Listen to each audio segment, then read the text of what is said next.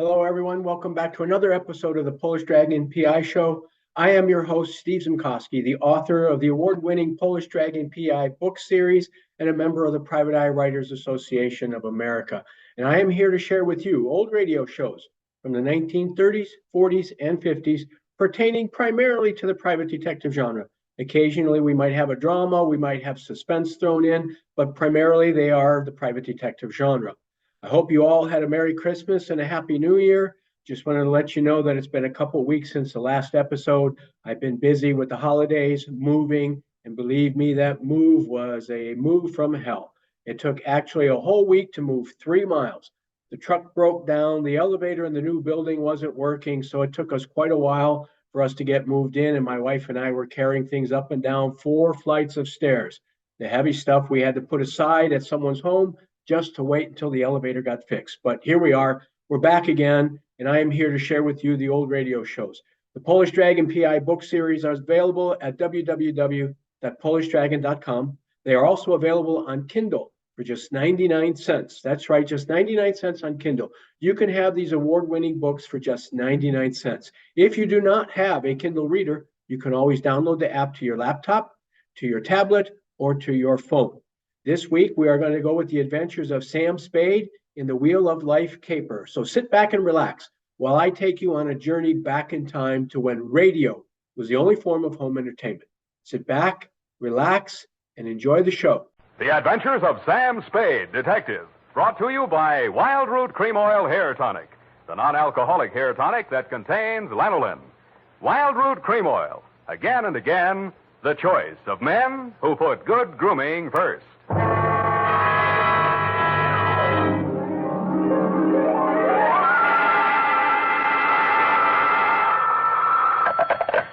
Sam Spade Detective Agency. Are you still there?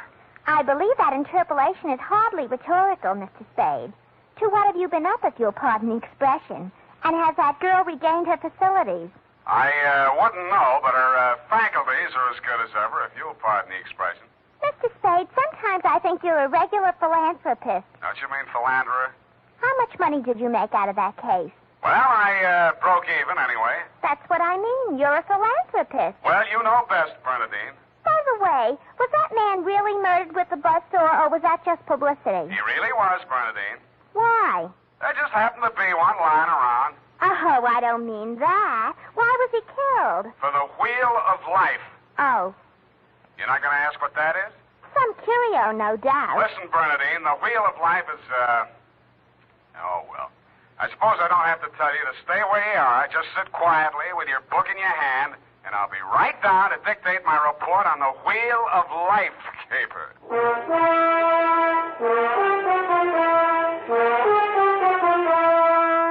Dashiell Hammett, America's leading detective fiction writer and creator of Sam Spade, the hard-boiled private eye, and William Spear, radio's outstanding producer-director of mystery and crime drama, join their talents to make your hair stand on end with the Adventures of Sam Spade. Presented by the makers of Wild Root Cream Oil for the hair. Come on, mister, give the gals a break. Treat them to a look-see at a really handsome head of hair, neat, well-groomed hair, the way yours is going to look when you spruce up with Wild Root Cream Oil Hair Tonic. Famous Wild Root Cream Oil grooms your hair neatly and naturally, relieves annoying dryness, removes loose, ugly dandruff. So, how about it, men? Why hold off any longer when now's the time to get Wild Root Cream Oil Hair Tonic? Again and again, the choice of men who put good grooming first. And now, with Howard Duff starring as Spade, Wild Root brings to the air the greatest private detective of them all in the Adventures of Sam Spade.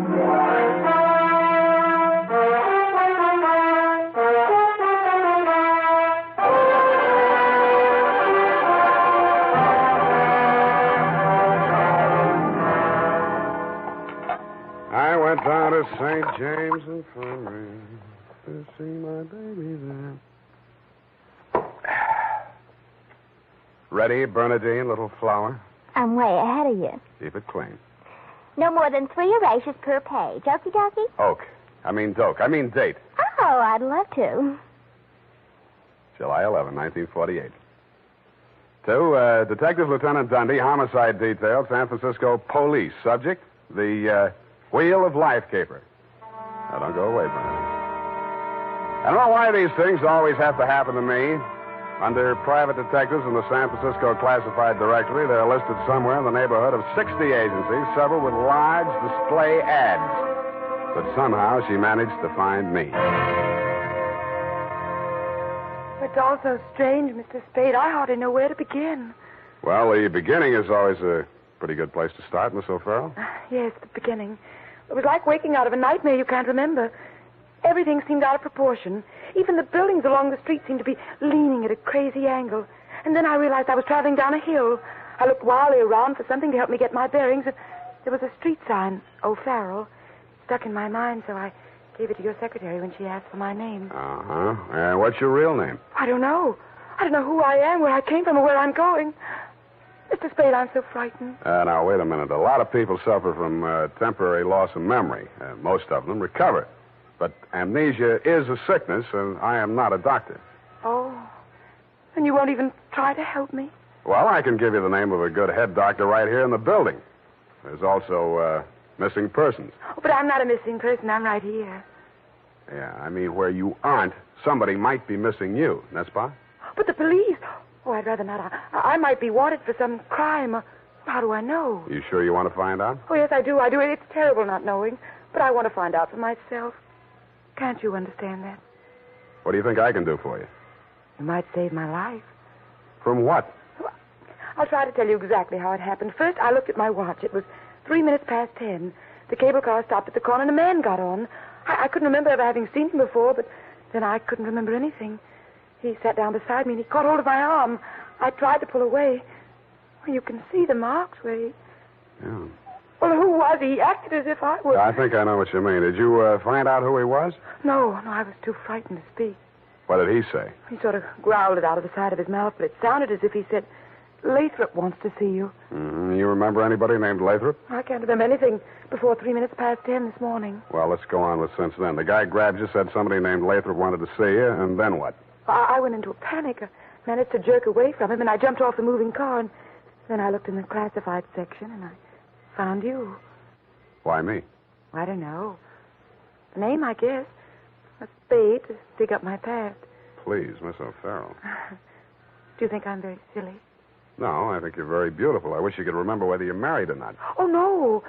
Well, at least I have no wedding ring. What have you got?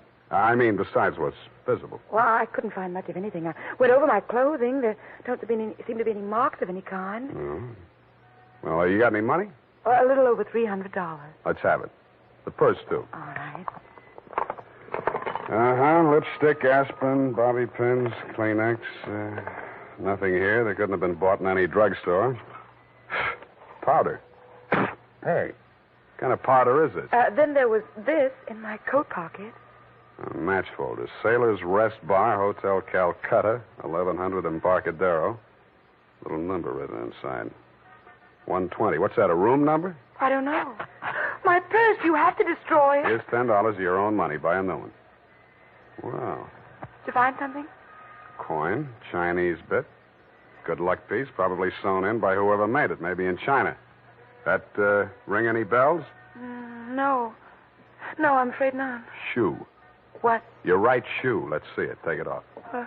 You aren't going to tear it up the way you did the purse, are you? Dust. Plaster dust. Is that a clue? I don't know, is it? I'm not a detective. Well, you are in this case, baby. If it doesn't mean anything to you, it doesn't mean anything. Oh, it doesn't. That's everything.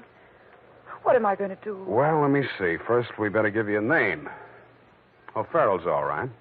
You look like, Lana would do, but, no, that's in use.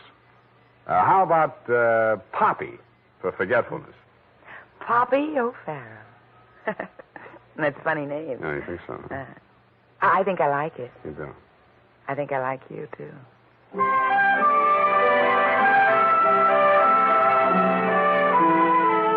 I liked her, too. There may have been blanks in her brain, but the rest of it figured. In the elevator, I started adding it up, and by the time we reached the street floor, it came to quite a tidy sum. Where are we going, Sam? Far, I hope. But first, we're going to find you a place to stay. Oh, yes, we must be practical. No use overdoing it, huh? Oh, no, Sam, I didn't mean... Wait. What's the matter? You remember something? That man, the one who followed me this morning, he's standing right out there waiting. The one in the straw hat leaning against the newsstand? Yes. Where are you going, Sam? You stay here. I just remembered something I hoped I could forget. Hello, Shuggy. What brings you back to town? Do I know you?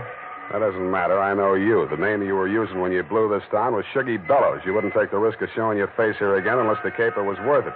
You got a big nose. Keep it clean. You've been tailing that girl all day. Why? Dame? What dame? Who's Lathrop? I don't remember. Okay, I'll give you a chance to think it over. Hey, officer! You dirty shamash yelling. No, you don't. Here, what's going on here? Break it up. Oh, Mr. Spade.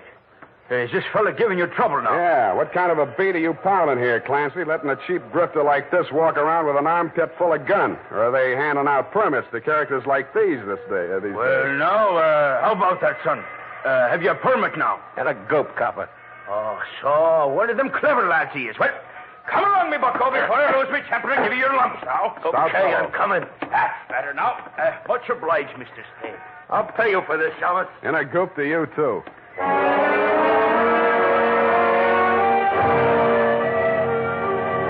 I was sure he would, but I was also sure that I wouldn't have to worry about him for the rest of the night. I checked Poppy O'Farrell in at the Belvedere, locked her in her room, and told Tiny Stover, the house dick, to keep an eye on her. When I left him, he was, and he seemed to be enjoying his work. Then I headed for the Embarcadero.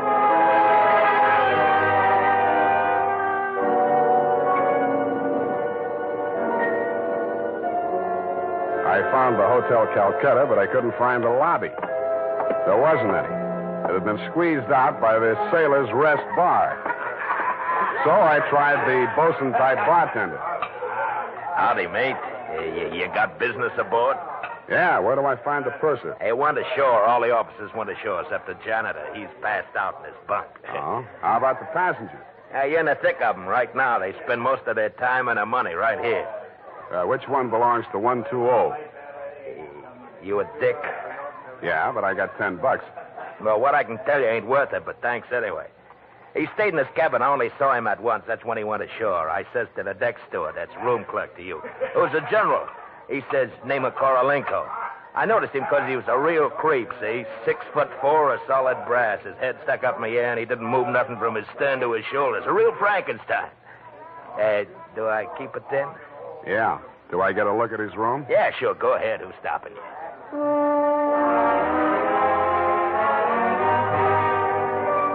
So I went. Nobody stopped me until I opened the door to 120. Then I stopped myself. It was an inside room with one small window and an air shaft, but it looked as if a flurry of snow had blown in. The floor and the rest of the flat surfaces were sprinkled with a fine, dirty white powder. It wasn't snow, it was dust, plaster dust, like the stuff I'd found in Poppy's handbag and on her shoes. I shook the place down, not expecting to find anything. I didn't until I opened the wardrobe.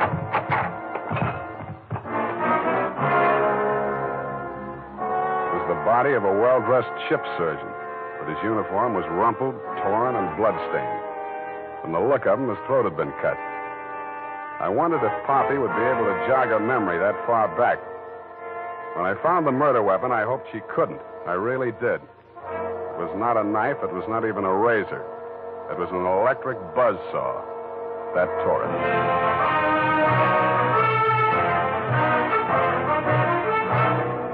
The makers of Wild Root Cream Oil are presenting the weekly Sunday adventure of Dashiell Hammett's famous private detective, Sam Spade.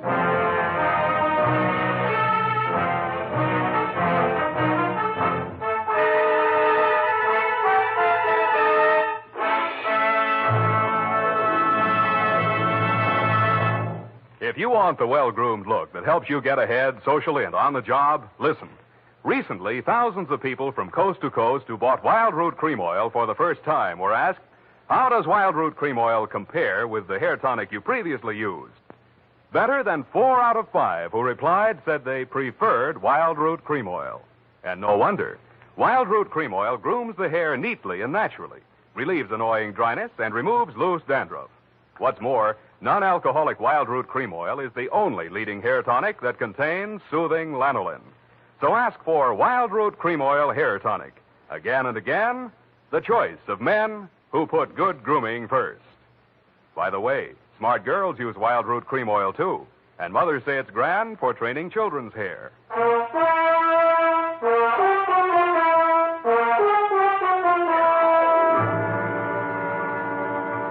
And now, back to the Wheel of Life caper. Tonight's adventure with Sam Spade.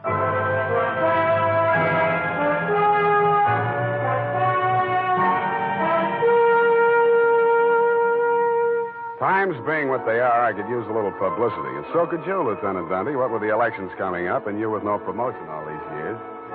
This one time, I got it instead of you and wished I hadn't. The morning papers called it the Buzzsaw murder and went on shamelessly from there. Horror killing related by Private Eye. Stan Slade, ex-Pinkerton man, mum on mystery woman. Elderly sleuth, dodges photographers, denies hotel visit, was in bed with Apple and good book, says Peeper. There wasn't a word of truth in it, mainly because nobody could get at the facts. I wasted most of the day down at headquarters trying to find out what name Shuggy Bellows had been booked under. Then I dropped in at the Belvedere. Poppy had checked out. I decided to get back to my office and drink poison. I hardly got the desk drawer open when a sobering influence walked in. It was a Mr. 6'4" of solid brass. The Frankenstein who had been described to me by the bartender as the occupant of room 120. Excuse me. I am Koryenko. Please, I shall sit down. I am so heavy. Make yourself at home. Oh. Mr. Spade. Slade. Excuse me. I am so heavy. I am Koryenko. So you told me. I am really Spade myself. So, why are she hiding from me? Who? That girl, Miss Paget. Her I am paying 1 month in advance, $300 American. Me, she have dessert. I am not rich, only moderately wealthy. But you understand, it's not question for money alone. That ship's doctor, he was most kind to me. He cared to me even after I arrived. Now he are dead for his pains, his dirty tricks. Yeah, I know how you feel. Now, if you'll take it a little easy, I think we'll get farther. You say this girl's name is Paget, and she traveled with you. From Macau, where she is the Florence Nightingale for Portuguese hospitals, forcing me to employ her, all others being Chinese nuns. That figures. You sick? No, only I am so heavy. They are breaking my back in traffic accident, a rickshaw collusion. You're wearing a plastic cast? Yes, like a turtle. I am closed with my neck sticking out. Look, see? Now it is better as before. The ship's doctor trimmed the rough edges with buzzsaw. Buzz, buzz, buzz. I can walk. But it's like suit from armor, for which I alive. Look.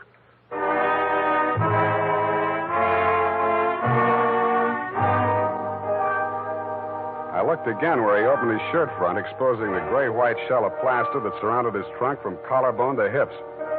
In a 6-inch circle over the left side of his chest, I counted 4 bullet gouges. I dug one of the slugs out and examined it. It was .32 caliber. The plastic cast, which was molded to the shape of his body, was no more than 1 inch thick. I didn't see how it had stopped the slugs, but it had. About then, the parts of Korolenko that were not held rigid in the cast began to tremble violently. Why are they doing this? Why? To a virtually helpless man. Why, Mr. Spade? Why? Where did you have that cast put on? Don't I said Macau?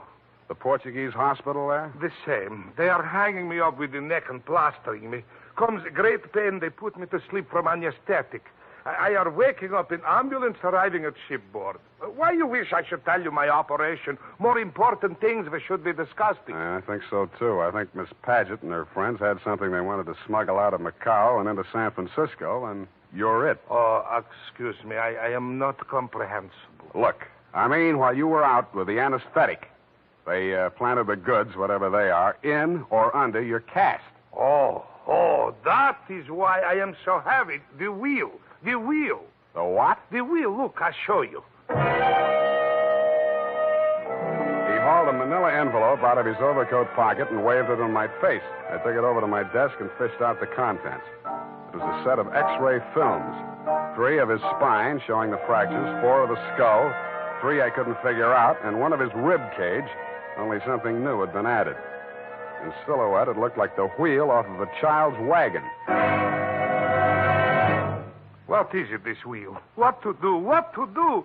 6 months I must remain in this straitjacket. If I remove it, I die. If I keep it on, they kill me to get their smuggle. Well, you look to me like the luckiest man alive. That wheel, or whatever it is, saved your life by stopping 4 slugs. But still I shall die. How shall I die? When shall I die? Your best advices, please. Korolenko, I think you better die right now. Excuse me? It's the only safe place for you. The morgue.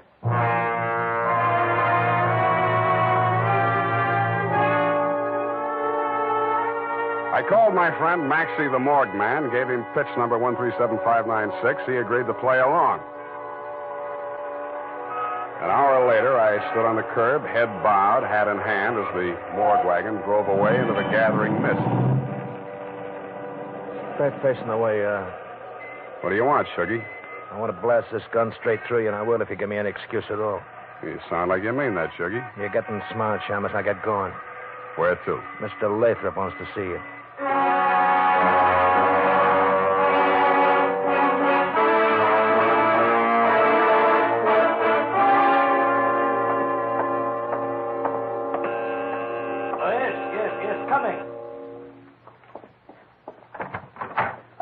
Shuggy, dear boy, you've not failed me this time. This will be the fabled Mr. Spade, eh? Come in. Ah, sit down, Mr. Spade. We'll talk. Tell your Gunsel to get that pistol out of my ribs. Oh, yes, indeed, Sugar. You mustn't overdo it. And get him out of here. I'm tired and nervous, and my price goes up $1,000 every minute he's in this room. When I get to 10,000, I kill him. Then the price jumps to 100 to take care of me on a murder rap. I should ought to plug you downstairs. Come, Sugar, don't be ungracious. You wait in the other room now. Okay, it's your party. I'll get mine later. Oh, dear. His bite's much worse than his bark, Mr. Spade. Don't start boring me so early in the evening. I came here to talk about the wheel. Oh, so you know about the wheel. I do better than that. I've got it. That may well be, but do you know what to do with it? I got 2 possibilities. I can turn it over to the cops and you with it, or I can sit on it until it hatches. A quaint conceit, sir. Round and round the little wheel goes, and where it shall stop, nobody knows. That's where you're wrong. It stops right here. So you better start placing your bets. Just what do you mean by that, sir? There's part of it. What is it? It's one of the slugs you gunsel through at Korolenko. I got 3 more just like it that I dug out of him before he was carried to the morgue. Well, an advantage, I'll admit, but hardly worth your while to take advantage of. Don't be too sure of that. Just how much do you know about the wheel? So far, it's been worth 2 human lives to you at the risk of your own. That tells me all I need to know. Oh, no, not quite. Men have been killed in holdups for a few paltry sovereigns, but the wheel is a horse of another color. Let's not change wheel horses in midstream, Mr. Lathrop. Yes. You must understand that the wheel has no absolute definitive value. Monetarily speaking, the British Museum might pay close on to £5,000, hot as it is, for the privilege of returning it. Occidentals aren't the puka sahibs that they once were in the Orient. The theft of the wheel, if countenanced by the Western powers, would have most grave consequences. Most grave. Are you attending, sir? Wake me up when you get to the point. The point, sir, is this. That little wheel of gold, is the wheel of life, which the Buddha himself is said to have received into his hands from paradise. Now, given such a relic, a few old Buddhist monks can set up a shrine which, even in the most miserable surroundings, can attract enough pilgrims to outgross Radio City, Madison Square Garden, and Miami Beach in season. To say nothing of Hialeah. Yes, quite. In short, we propose to act as booking agents for the wheel on a royalty basis with a percentage of the house. Mm-hmm. Why did you bring it to San Francisco? But, good gad, sir. Were we to bargain in the Orient, we should be hacked to pieces in our beds. I'll settle for a lump sum and let you do the bargaining. And your price, sir? We can talk money later. First, I got to give the cops somebody for the doctor's murder and for Korolenko. Well, that ought not to be too difficult. When may I expect delivery? I'll check on it. I went out to St. James Infirmary. City morgue. Maxie, Sam Spade. Yeah, Sammy. Deal's okay. Send it up. The address is... Sam, wait. Yeah? Sam, he ain't here no more. What happened? Somebody claimed him. A girl. Said she's his daughter. What did he do? Went on playing dead like you told him to. Maxie, where did she send him? Avalon Mortuary, corner of Lynch and Haight. Okay, By the way, Yes, Sammy? Maxie, put some clean sheets in that morgue wagon, size 16. I may be your next passenger.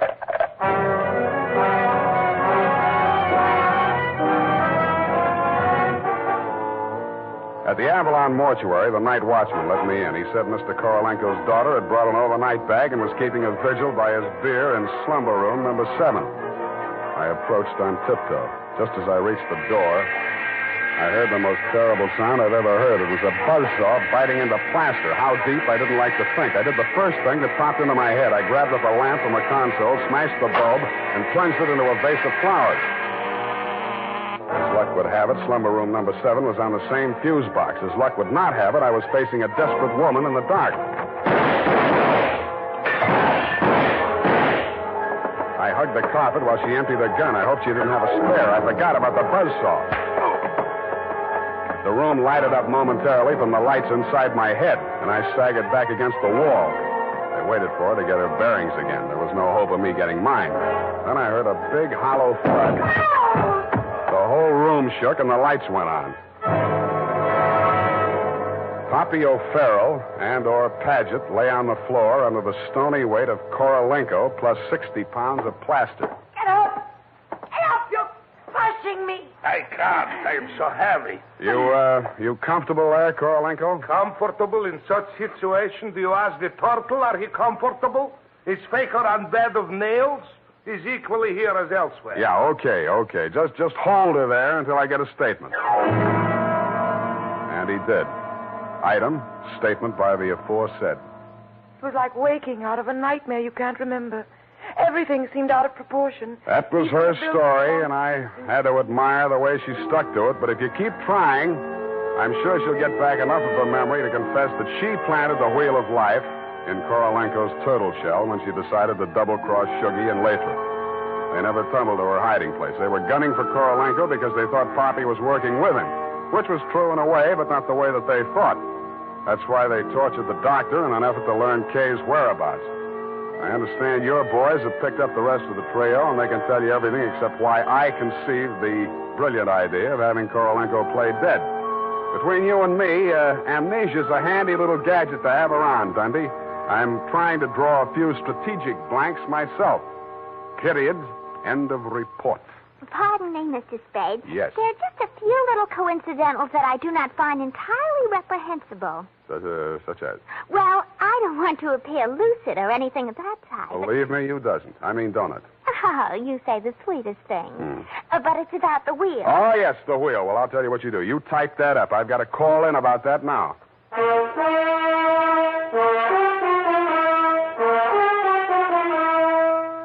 Tonight, when you're making out your must-do list for tomorrow, why not include a reminder to get Wild Root Cream Oil for the hair? Honestly, man, you'll be delighted with the neat, natural way Wild Root Cream Oil grooms your hair. The way it relieves that annoying dryness and removes loose, ugly dandruff. Just try it and see if I'm not giving you a good steer. Make a note right now to call at your drug or toilet goods counter for Wild Root Cream Oil. Get the big economy bottle and the handy new tube that's easy to pack when you travel. Also, ask your barber for a professional application of Wild Root Cream Oil Hair Tonic. Again and again, the choice of men who put good grooming first.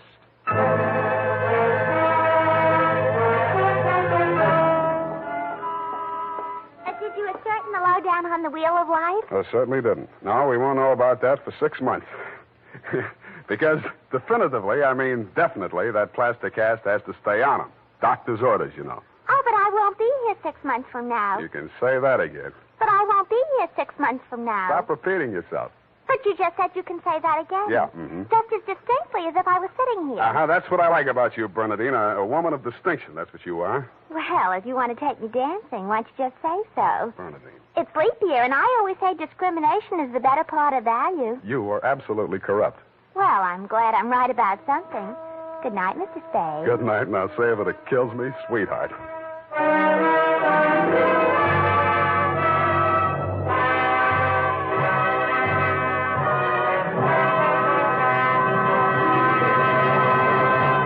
The Adventures of Sam Spade, Dashiell Hammett's famous private detective, are produced and directed by William Spear.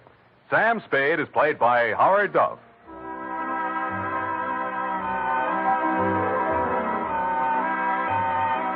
The Adventures of Sam Spade are written for radio by Bob Tallman and Gil Dowd, with musical direction by Lud Gluskin.